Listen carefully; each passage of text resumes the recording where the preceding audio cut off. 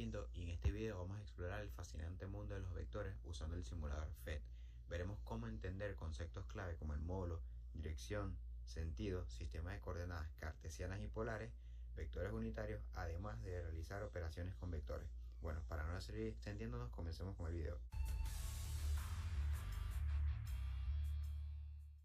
Ok, antes de hablar de sus características necesitamos saber qué es un vector.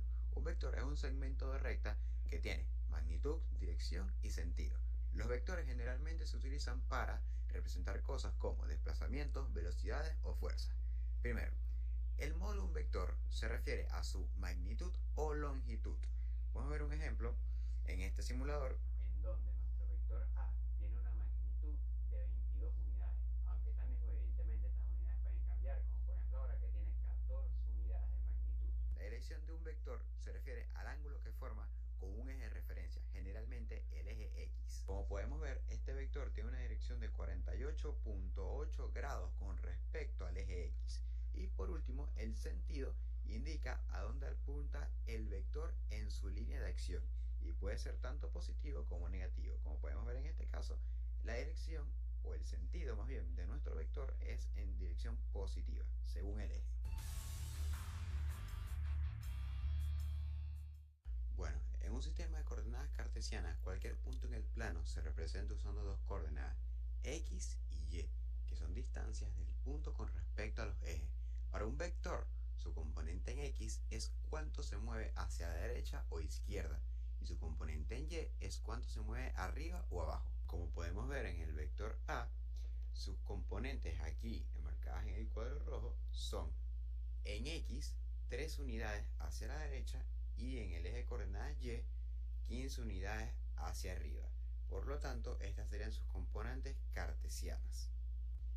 En las coordenadas polares, los puntos se describen usando el módulo del vector y el ángulo que forma con el eje X positivo, medidos en el sentido contrario a las agujas del reloj. Como podemos ver en la fórmula, la manera en la que podemos escribir el vector A en sus componentes polares sería el módulo del vector A, que corresponde a su magnitud, multiplicando a, ya sea el coseno del ángulo o el seno del ángulo. Y el resultado sería este. Por último, tenemos el vector unitario, el cual es un vector que tiene magnitud 1 y conserva la misma dirección y sentido. Si ponemos el ejemplo del vector A, podemos obtener su vector unitario dividiendo sus componentes entre el módulo. Luego, para poder verificar que efectivamente dichas componentes corresponden a un vector unitario, podemos obtener la magnitud del vector ahora teniendo las componentes de A divididas entre el módulo y veremos que efectivamente tendríamos un vector ahora que tiene una magnitud de 1.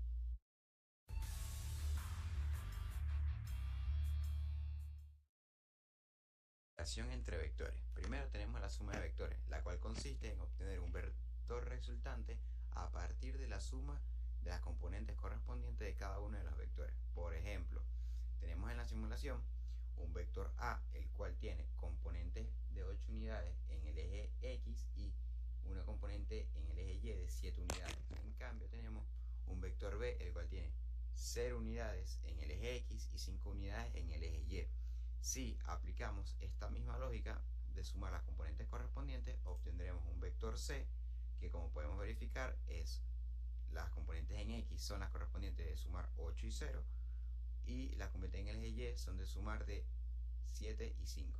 A diferencia de la suma de vectores, en la resta de vectores tendremos que restar, valga la redundancia, las componentes correspondientes de cada vector para poder obtener el vector resultante. Si tomamos en cuenta nuevamente los vectores del ejemplo pasado, A y B, obtendremos un vector C, el cual va a tener componentes 8 y 2. 8 en el eje X, ya que es la resta de 8 y 0, y 2 en el eje Y, ya que es la resta de 7 y 5. Y por último tenemos la multiplicación escalar, la cual consiste en multiplicar por un escalar las componentes de un vector y obtendremos un vector el cual tendrá una magnitud distinta y en algunos casos casos una dirección distinta a la del vector original. Tomando en cuenta los vectores A y B que tienen las mismas componentes, si multiplicamos por 3 en un escalar las componentes del vector A, obtendremos un vector que es 3 veces mayor que B, pero que conserva la misma dirección. En cambio, si lo hacemos por un escalar negativo, obtendremos un vector que irá en dirección contraria y será 3 veces menor que el vector B.